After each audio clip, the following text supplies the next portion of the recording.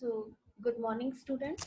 Today we will discuss the topic that is the hair fall, as this is the major problem experienced by every generation.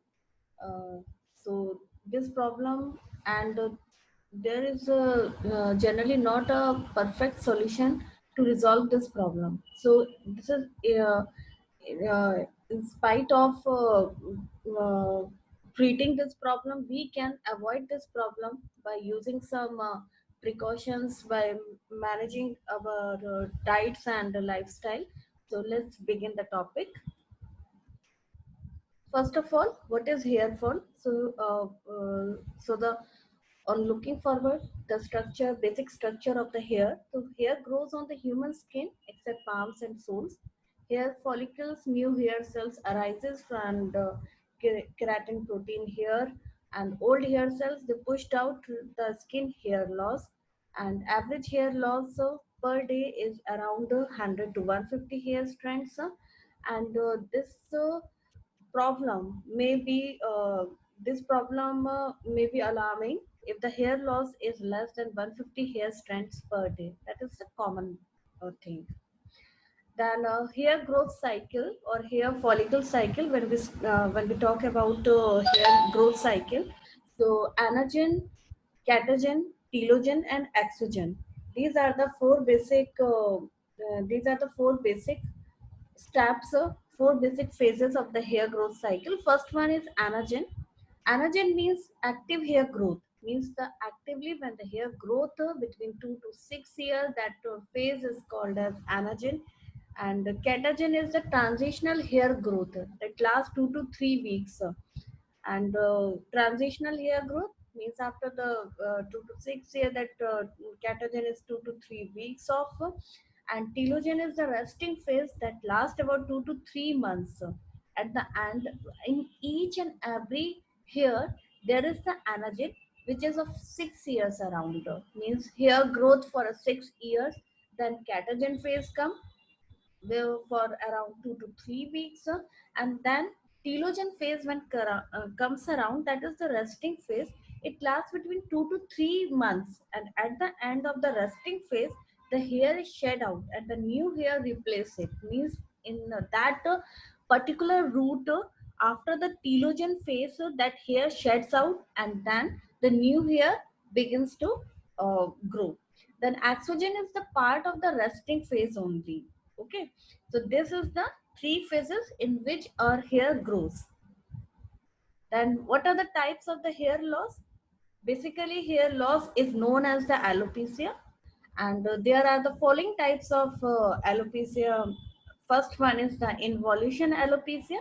It is a natural condition in which hair grows gradually thins with the age. Means as we know that with aging, the protein keratin and collagen, they are both reducing or decreasing in our body.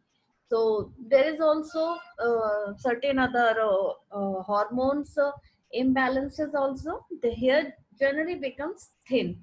Then alopecia areata, it often starts suddenly, and this problem can arises in any around any years, any age of adult or children, and it's generally causes the patchy hair loss in children and young adults. Means you can see the patches of the hair sheds out after shampooing when you are combing your hairs. So this can be easily seen, and mainly occurs in the males as compared to the females. There is a patchy loss of the hairs. Their scalp can you can see around, and this condition may result in the complete baldness, which is called as alopecia totalis. But in about 90% people with this condition, the hair returns within a few years. Around 10% of the population is there where these conditions become permanent. Another types of alopecia is alopecia universalis. It causes all the body hairs to fall out, including the eyebrows, eyelashes, and pubic hair. And the next is trichotillomania. It's seen most oftenly in children, and this is a psychological disorder in which the person pull out their own hair. Means it's a mania type mania, madness, pagalpan. So in that conditions, they just pull out their own hairs and their hairs shedding down. Next is the telogen effluvium. This is a temporary hair thinning problem over the skull. It occurs because of the changes in the growth hair cycle and a large number of hairs entering the resting phase. Resting phase is what? That is the telogen phase. At that same time, causing the hair shedding and subsequent thinning of the hair. So these are the general types of the alopecia. Now we move around the causes. What are the main causes we can enlist it for this problem? First one is the hormonal imbalance. There is an abnormal level of androgen hormonal changes like those in pregnancy, puberty, and menopause, mainly in female. This is for female. Then genetical changes, both male and female parents, including the person's predisposition to male or female pattern baldness. Then either due to stress, illness, childbirth, this thyroid disease, iron deficiency, or any other types of infection, they also give a rises to the alopecia problem. Then certain drugs, like some chemotherapeutic drugs, which are taken for the cancer treatment, they are also causing the alopecia problem.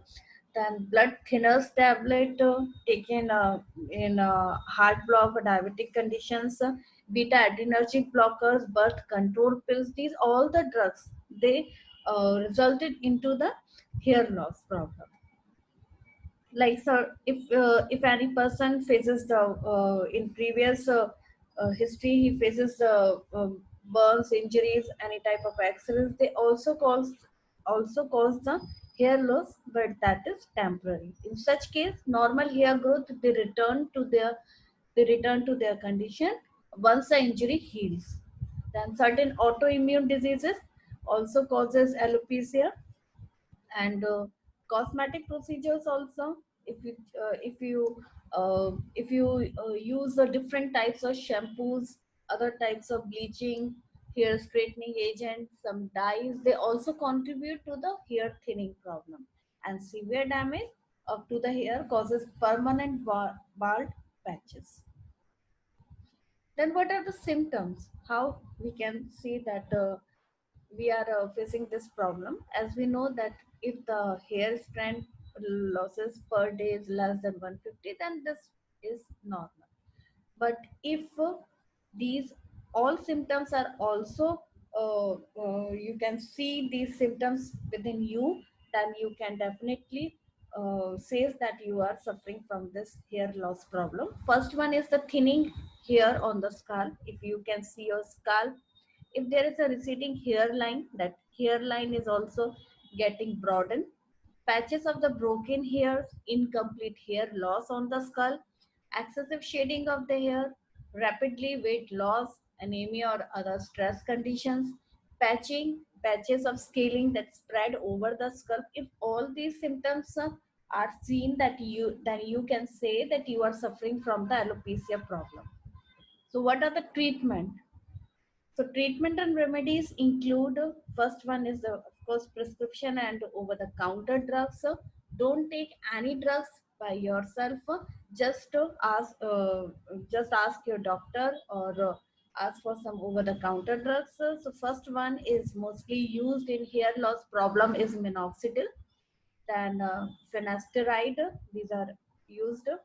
And hair transplant, certain transplant or surgical procedure also there. First one is the follicular unit transplantation, and another is the follicular unit extraction. Means from the hairs from certain other parts of the body, they are taken, and they are by through the surgical procedure, they are transplanted on the scalp. Laser treatment, there the low level laser therapy also. The laser therapy is used to generally took around and clean the scalp, and causes some to provoke or promote the hair growth over the scalp. Then changing the lifestyle, like quit smoking if you are the smoker, balanced diet, especially take the food which are rich in iron, which are rich in omega-3 fatty acids and high protein diet. These are beneficial. Then scalp massage. Regular scalp massage generally reduces the chances of hair thinning and hair loss. And don't take stress much, and reduce the stress if you are having then, and check up for certain diseases. Whenever the hair loss problem arises, just uh, go around for your thyroid checkup, for your sugar level checkup, for your anemic conditions checkup. So thank you, students, for listening this topic. This is a small topic, and I hope you understand it well. Thank you.